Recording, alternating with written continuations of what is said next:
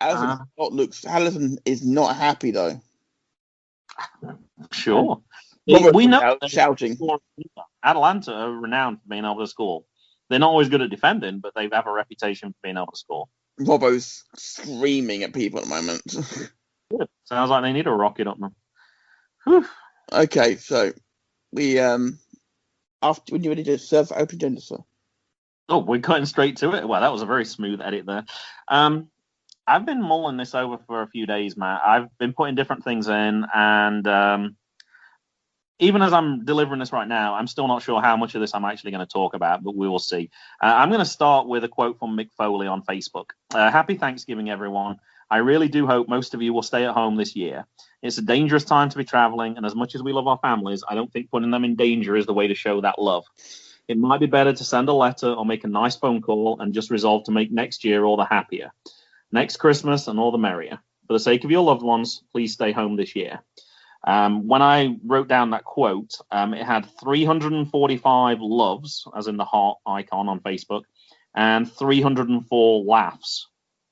And reading through the comments is kind of heartbreaking. I need to kind of stay away from this. Well, originally, this started off with a quote of over 1 million people flew through US domestic airports on Friday ahead of Thanksgiving. Obviously, a lot of people are looking to travel. They want to be with different people. We've already discussed as well recently, because obviously new regulations came in. Basically, Boris Johnson announced what the rules are going to be for Christmas, how many people can get together, and so on. Yeah, it's a sticky one, Matt. This is such a divisive issue right now. A lot of people were congratulating Mick for those comments. Somebody put, hopefully people in the US will listen. We in Canada had our Thanksgiving a month ago, and now we have huge outbreaks in almost every province. Happy Thanksgiving, America. Stay safe. For every comment like that, there was multiple people reacting with the laugh emoticon again, or the angry emoticon again, and that person being shouted down. There was also multiple people saying, hey, we don't know when we're going to see our families again. We want to make sure they're old. We want to see them now while we can. They might not be in next Thanksgiving. And then similar comments back, people with angry emotes that laughing at that comment. It wasn't a positive experience reading those comments. I think all I can say for my open agenda, and I'm going to leave the last part out that I was going to talk about, is I think basically the last thing, we just hope everybody stays safe, however you choose to do that. But yeah, it's a tough one, Matt. I know this is affecting a lot of people 8 months in, and Christmas 9 months in, and people not having seen people in a long time. But yeah, there's two very different planes right now where people are, and I don't think this is one that's going to reach any consensus for. That's for sure. I'm not ashamed to say this, but I do apologise in advance if I upset anybody or if I offend anybody with what I am about to say on the matter. This week, of course, in the UK, it was announced by all of the nations, all the devolved nations, that a maximum of 3 households can bubble together for Christmas. And you'd think, well, that's great. Well, it's not great. And I'll tell you for why. My mum and my stepdad, between them, have 10 kids. All of them have their own partners, which means they've all got their own families as well. That doesn't help us at all. And you can't interchange things. I actually said to my mum, I will step back so you can see the others, but mum could only pick 2. And if she does that, then my stepdad can't see any of his kids. And what Boris has done, and to be fair, I think they've been silly with the rule in general. I think they're just saying lockdown right through until vaccines have been dispersed. Personally, that's my personal opinion. But the decision has been made, and it is what it is. I'm not ashamed to say that on that yesterday recording Tuesday night, I don't think I've cried that hard since my auntie died. So excuse me. I haven't cried that hard. I was inconsolable because I was hoping for some sort of normality for Christmas. I was hoping that, you can bubble your family in general, because our family been pretty sensible. We've been really careful. But, I mean, I work in a hospital, for example. It's probably not a good idea for me to go and see my mum for that period of time. And it's probably not. I'll admit that. So, we're not sure what we're going to do yet. We're probably not going to do the whole get-together thing. And we're probably going to do a big get-together in the spring once restrictions are relaxed and the vaccines are all out there and everything. And we can, have a proper party then. And believe me, we've got some partying to do. But until then, I hope everyone is sensible, because I know that some people aren't going to heed the advice one way or another.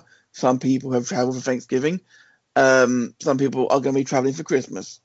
For heaven's sake, people, if you are going to do all of that, then for heaven's sakes, hands, face, and space with other people. I beg you to do something so simple as that. It's not rocket science, and it could save someone you love.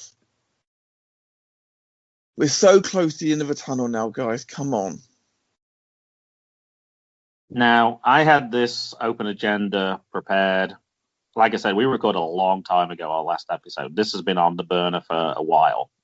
What made this one more poignant and what made me change it multiple times, for similar emotional reasons to you, my aunt actually died over the weekend. It was kind of sudden in the end. Probably just under 2 weeks ago, we knew she had COVID, and so did her husband as well. And yeah, it kind of got like a week later, it was like she's not doing too well.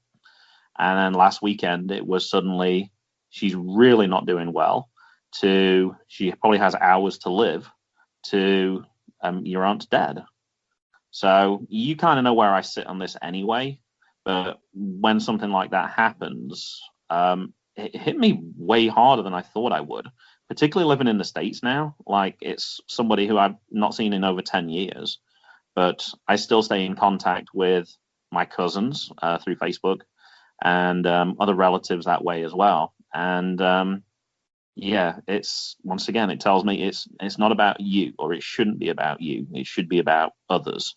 And yeah, it's as I was writing this at times, I had tears. It was really hard, and that's why I had to pick and choose them out, so I wasn't a blithering idiot at some point. But I thought it was something important to mention, but it become even more important for that last reason that I gave. And yeah, it's not been an easy week for me, but it's been an even more difficult week for my cousins who lost a mother, their children who lost a grandma, and my uncle who obviously lost his wife as well. So. Well, from myself and Chris, we send our condolences to you and your family. All right, we have a few things to talk about. I'm going to say this is going to be a slightly longer episode, I think, than normal. All right, do you want to do some of your other open devil's advocates for me? Yes, okay. Lana. It looked like you were torn. You don't have to do all of them, but it looked like you were torn between a few. Okay, well, there's a few here. One of them is Lana will become a tag team champion for sure, but that was a bit of a softball, really. Lana is going to main event WrestleMania.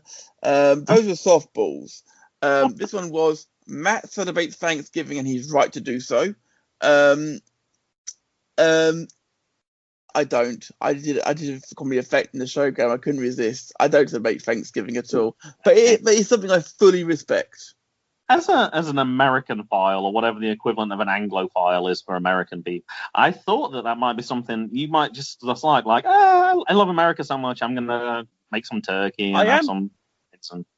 I have got to cook. I have got to roast a turkey at work tomorrow. So Yeah, fair enough. And the last one I had was, I'm glad that AEW only signed Lady Frost and not the Savage Gentleman. Oh my god! Thank gosh you didn't give me that one. That's brutal. But it would have been inaccurate because I don't think she signed yet. I think No, but that would have been brutal. That one, I thought, I can't be that mean. No, that would have been the hard. That might have been a quit right there. That would have been real. After the shock of that hit, I would have been struggling to speak for 20 seconds. Whew, gosh, that would have been. Yeah, that would have been a spicy one this week, didn't I? I'm happy about that. That was a great one. I like that one. Now, last week, I believe you talked about. You said something along the lines that if MGB talks gaming, we should come for assistance from you first because we had some inaccuracies. Well, I'm going to throw something similar at you for talk at the table. If you're going to talk about baseball, you might want to consult with me first. There is no Tropicana Center. It's Tropicana Field, but close. That's a fair comment. In fairness, the website I went to said Tropicana Center. Oh, well, that was a really bad center. I've actually been to Tropicana Field for their opening game of the season. It's the only opening game of the season I've ever been to in baseball, but it was a spring break. It was when Mel and I were dating, and we went to the opening game. It was a stadium I hadn't been to at that point. So, as a man who collects stadiums, as it were, and that's where Thunderdome's be setting up shop, of course, is it a good one? No, it's a terrible stadium. Oh, it's absolutely awful. It'd be fine for that. I'm talking for baseball purposes.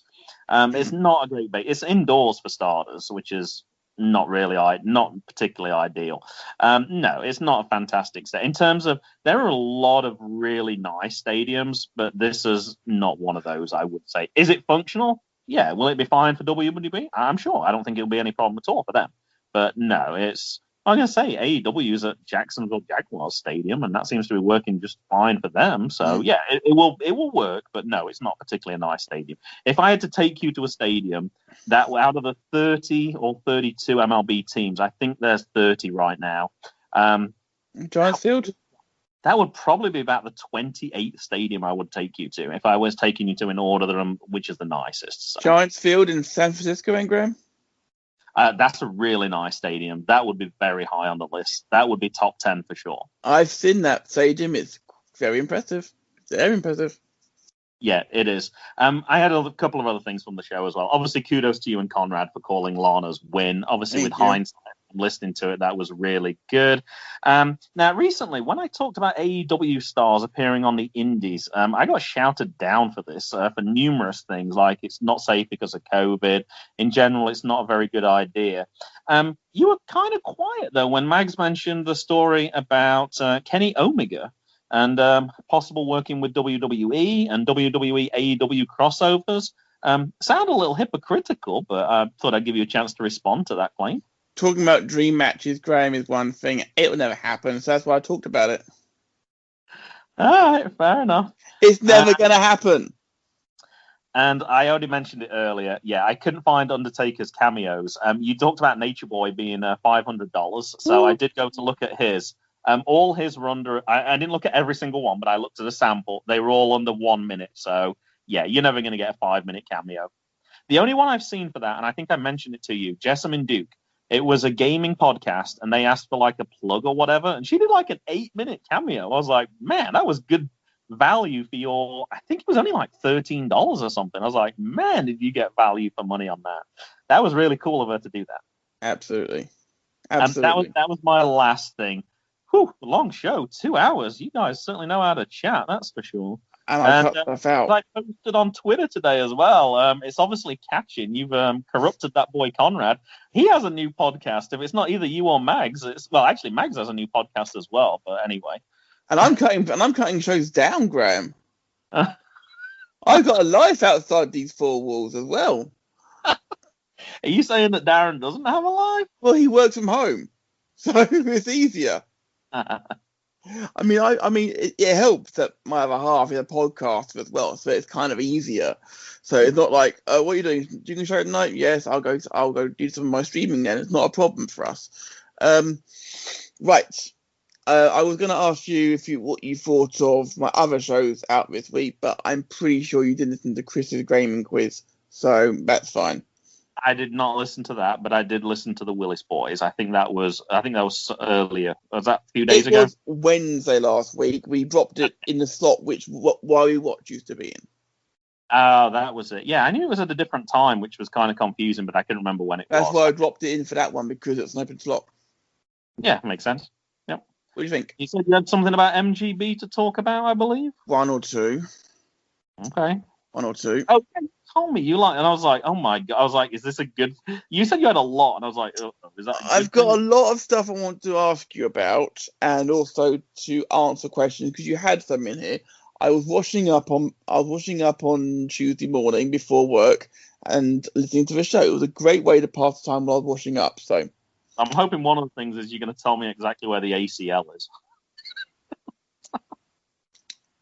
Right, rules for biting. Okay. 5 count, just like rope break. Oh, really? Okay. And the only reason I know that is because Hulk Hogan did it with The Rock at WrestleMania X8. He was given a 5 count for it. You're talking about a wrestler Mason almost being collided by a wrestler once, and Jackson, I'm sorry. And you had O'Shea Edwards nearly, yeah. And a wrestler fell at your feet pretty much once. You also had Logan on your shoulder at one point, Graham, let's not forget. Oh, I forgot about that. That was actually at Crab as well. I don't think it was the same event, but yeah, of course, I forgot about that. Yeah. Okay.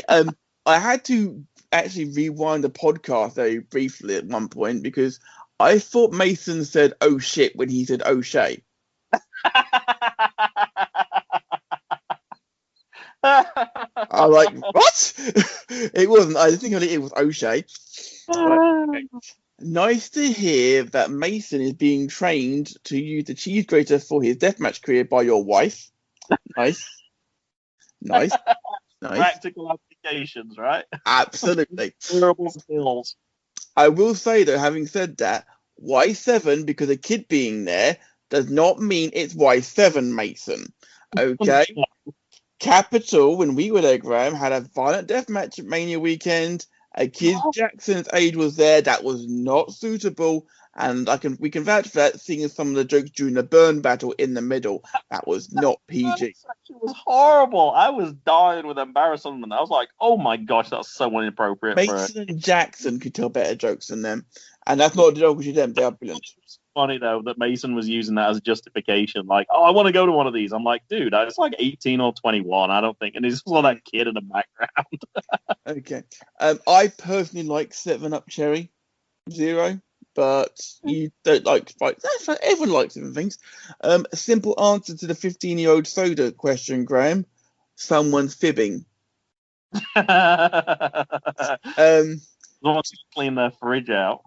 To be fair, Mason said, "What if he hit the kid with a bottle?" He nearly did. What if he had done? That's a fair question. Chris Statlander has an ACL injury. You're quite right.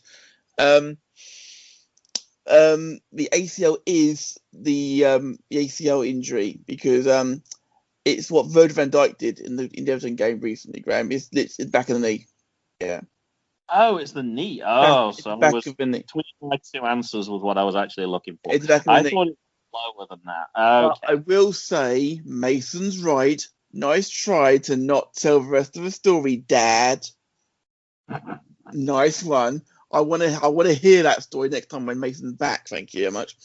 And incorrect, by the way, about Daniel Bryan. Uh-oh. Daniel Bryan has said it'll be his last run in WWE, not the business. Oh, I didn't realize that side of it. When Melissa actually talked about that, I was caught blindsided because I did not know that story at all. So I was based on what I heard from that. Oh, that's interesting. He said it's going to be his last run in WWE. He specifically said those words. And that's why everyone has said the same thing. He's coming back to Ring of Honor. And let's face it, Daniel Bryan Ring of Honor, that will bring the viewers up. Mm-hmm. Yeah, I actually watched Ring of Honor again this week. Mm-hmm. I like this. I'm going to say it's not too time consuming. Like, I'm not watching a 3-hour show, but an hour show I'm quite prepared to watch. Now, normally, I don't try and promote appearances that I do elsewhere, Graham, but I have. But yesterday, as released on Friday, yesterday on Thanksgiving, I was on the SJP Wrestling podcast. It was an absolute pleasure and a privilege to be on with another fellow Brit. We see he's taking on a network, Graham. That's Brits. It's fantastic. It was a privilege. If you're wondering about Survivor Series 2001, listen to it, please. Whilst yes, I was on it, Sai is a fantastic podcaster and he deserves all the support. Definitely does.